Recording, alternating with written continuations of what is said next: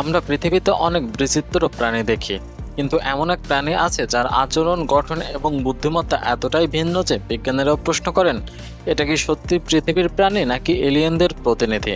হ্যাঁ, আমরা কথা বলছি অক্টোপাস নিয়ে। সমুদ্রের এক রহস্যময় বুদ্ধিমান প্রাণী যার মস্তিষ্ক এতটাই জটিল যে এটি মানবজাতির বাইরের সবচেয়ে বিচিত্র নিউরাল সিস্টেম।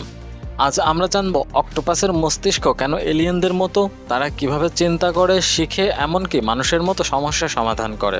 অক্টোপাস শুধু শিকার করে না, সে ধাঁধা সমাধান করতে পারে, জিনিসপত্র ব্যবহার করতে পারে, এমনকি পালানোর পরিকল্পনাও করতে পারে। বিজ্ঞানীরা বলেছেন এটি প্রাণীজগতের অন্যতম বুদ্ধিমান প্রাণী।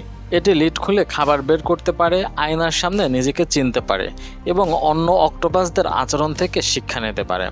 এসব আচরণ অনেকটা শিম্পাঞ্জি, কাক বা ডলফিনের মতো, যাদের আমরা বুদ্ধিমান বলে থাকি। একজন মানুষের মস্তিষ্কে রয়েছে প্রায় ৮৬ বিলিয়ন নিউরন, অথচ একটি অক্টোপাসের দেহে আছে প্রায় ৫০০ মিলিয়ন নিউরন, যা আশ্চর্যজনকভাবে মানুষের পরেই। কিন্তু আসল চমক এখানেই, এই নিউরনের ৩ ভাগের ২ ভাগে রয়েছে তার বাহুতে। মানে প্রতিটি বাহু যেন একটি স্বতন্ত্র ব্রেন, যা নিজে নিজেই সিদ্ধান্ত নিতে পারে। এমন নিউরাল ডিজাইন পৃথিবীতে আর কোনো প্রাণীর মধ্যে নেই।